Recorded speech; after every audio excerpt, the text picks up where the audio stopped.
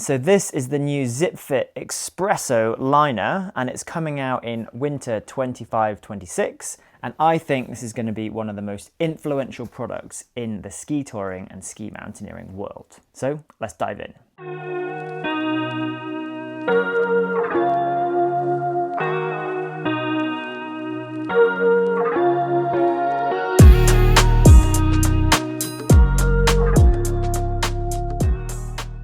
So hello and welcome back, and if you're new here then make sure you head down there and hit that subscribe button for me.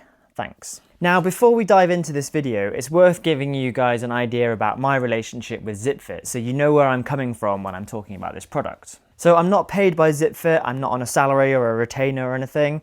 This video has been paid for by ZIPFIT, but they're using this as a way to showcase this product. I'm literally the first person in the world who's able to talk about this liner. So that's a pretty cool thing for me to have on my channel, and hopefully it gives you guys the first look at this product, and then you'll hear a lot more about it as the coming winter season commences. I did work on the design and development of this liner, so I do have a pretty good understanding of what's gone into the process of creating it. And I've also had the pleasure of being able to ski it quite a lot over the last few years. Now I say the last few years because you may have seen in some of my previous videos, I spoke about the very first iteration of this liner, which was this one here.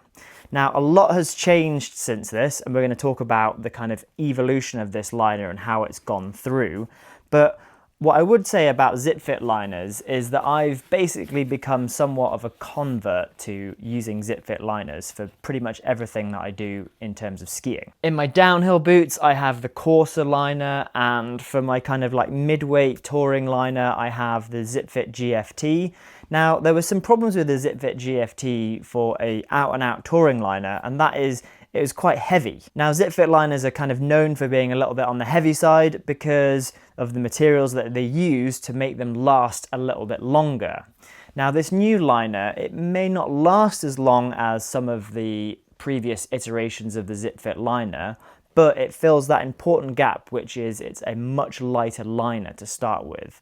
So I have the size 25.5 here with me, and I put it on my weighing scale and it was 318 grams, which is a heck of a lot lighter than the ZIPFIT GFT that I have with a load of cork in it, which is much more like 500, 550 grams, for example. Now, I'm not sponsored by any ski boot brands. The ski boots that I currently have are a downhill boot, Nordica Doberman.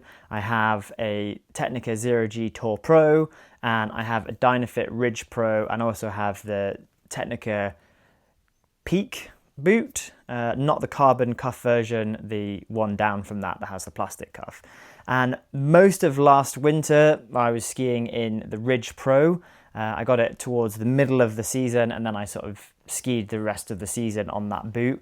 And I had this liner in that boot most days and a couple of different iterations of it. I haven't skied this final iteration, but I know that the changes that they've made are going to be really good, and it's just going to enhance that feeling that I had from the winter. So yeah, we'll talk about kind of some of the features later on. But to give you some context, this is the original version of the ZIPFIT Espresso liner that was sent to me winter 23-24, over a year ago that they sent me this liner. And yeah, I did that kind of little video showing people this liner, and a lot of people were super interested in it. It's definitely a really interesting product because you get the functionality of a ZIPFIT liner. So you have inside these side panels is a cork pouch, and through these ports you can kind of squirt, it's like a cork and oil substance, into these pouches, and that cork and oil will migrate around in here, and it will fill in the dead space around your ankle bones, around your heel, to give you that feeling that you're really locked down into your ski boot. Now for me, one of the biggest issues when I'm skiing any lightweight ski boot is I feel that my heel is lifting out of the bottom of the ski boot. Now, any kind of heel lift is going to cause you a feeling of not being able to control the skis very well. I don't know if you ever have experienced heel lift or whether you don't even think about it with your skiing, but if your heel isn't locked down in that ski boot, when you flex forward, your heel is going to come up, and that's going to give you this kind of initial weird feeling where you're sort of falling forward and almost feeling like you're falling out of the ski boots. And then you kind of throw your weight back to counteract that. And then you end up skiing in the back seat a little bit more. So it's a vicious cycle that you kind of get into if you haven't got your heel locked down into the ski boot. So that's why ZIPFITs are really good for me, because I've got super skinny ankles and I can fill this whole area with cork and also the tongue with cork. And that also does the job of holding me down and back into this heel pocket as well. Now, there were some problems with this liner. It was the first version of it. For example, around the toe box here, that the foam that they used was too thick and too dense. And I actually ended up cutting away bits of the foam just so I could have a little bit more space around my little toe whilst I was using it. So that clearly wasn't going to work for most people. So this is something that they've changed in the new version of it. This is a much softer and much lighter material around the toes. The material that they used on the sole was also too thick, so having a real thick sole to the bottom of your ski boot liner can actually change where you are in the ski boot, and that's going to mean that you're not in the heel cup of the plastic shell. So there was problems with that as well. Also, there was no way that you could add a spoiler to this. There wasn't any Velcro on it. There wasn't any way that you could adjust the kind of spoiler forward lean inside of your ski boot. So that was something that they had to change in versions going forward. Also, one of the big things that makes a ZIPFIT is having an asymmetric tongue. Now, an asymmetric tongue means that it's not the same shape all the way around. So there's actually more material on the inside of your leg where that flat area is. And if you just feel down on your leg, you've got this kind of like void on the inside and more kind of muscle on the outside. So a ZIPFIT tongue is designed to kind of fill in that void on the inside, so you have a much better control over that tongue whilst you're on a ski edge. So that's a really important feature that I really like about ZIPFIT liners, and this original version didn't have that. So this was a symmetrical tongue, so it's the same amount of padding all the way around, so it just didn't really feel like a ZIPFIT should in terms of the tongue. So flash forward to the beginning of season 24-25, so the season that's just gone, and ZIPFIT sent me a new version of this liner. I could see that they've put a lot more thought into this liner. They've changed a few key things. So we've got a softer material around the front here, which is really nice. This is all thermoformable foam, as it was in the previous version as well. So it's really nice. You can heat it up in the oven and you can get a good fit with the foam. And then you can also add the cork in afterwards to give you that kind of locked in feeling as well, which is just something that you don't get with any other liners out there. If you have that feeling of space around your foot and your heel is lifting up, then boot fitters will either have to stick bits of foam onto the outside, or they'll just have to sell you a thicker, bigger liner to take up that space. And then as that foam packs down and it gets thinner, then you're going to go back to having that feeling of space and, movement around your heel. So then you end up having to buy a new liner. And the great thing with this is once you put the cork in, the cork stays its shape for a really long time, so you can have that really good fit for a good period of time in these liners. And depending on how much touring you're doing and how much abrasion the buckles of your ski boot are giving the liner will really depend on how long the liner lasts. Also, factors like, do you take your liners out and dry them off? Do you clean your liners? All that type of stuff can make a difference to how long a liner lasts.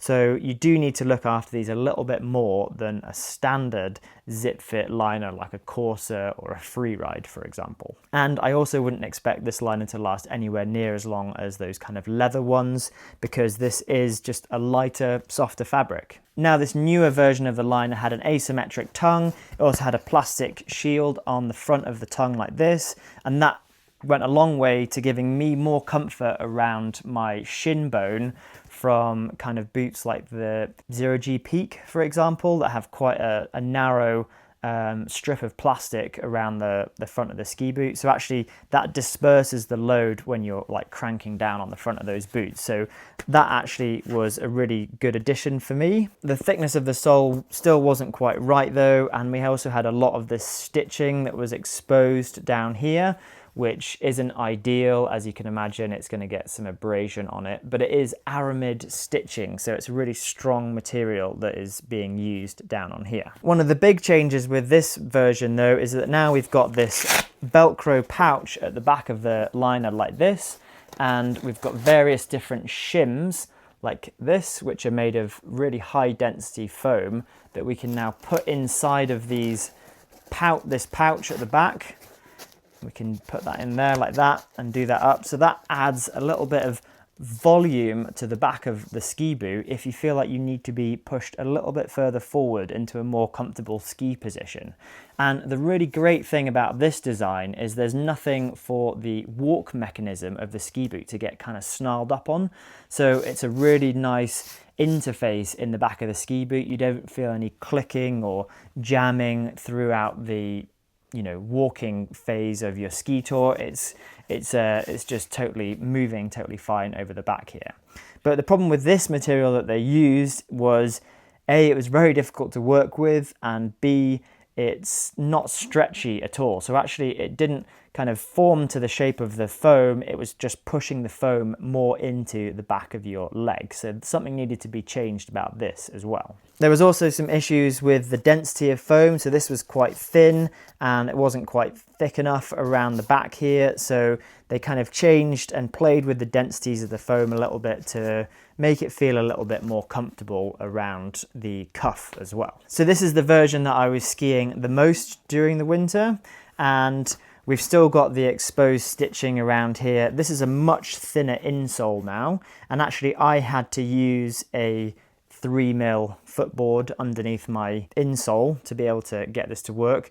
But it's nice that you can start with it being super thin and then you can add material if you need to. This is the same kind of pouch on the back here. It basically looks exactly the same as the previous version, but they have changed the foam that's in here. And also we experimented with having a slightly narrower, thinner elastic strap around the forefoot, and we ended up deciding that that wasn't feeling as good as this slightly wider one. So this then jumped over onto the final version. So this is the final version now, and it has an outsole on it. So basically this kind of outsole will cover up the stitching on the liner, which is great. It's going to give it more longevity. The material's changed now to, I can't remember the name of the material that they're using, but it's stretchier and it has aramid fibers in it. So it's very strong, and yeah, it's going to work really well as the kind of pouch material on this liner. They also changed the profile of the heel. A lot of us, when we were testing it, we were feeling like some kind of weird bubble on our heel,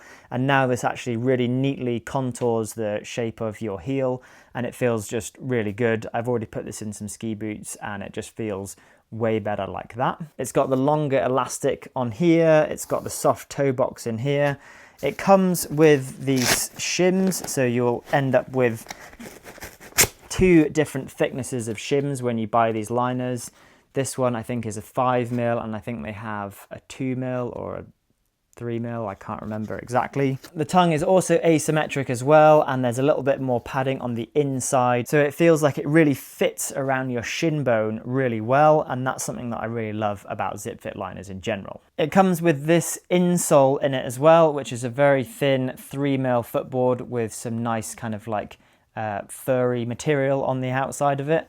That can be taken out if you don't need it, or it can be added in onto your existing footbed solution, whatever you're going to be using inside of these ski boot liners.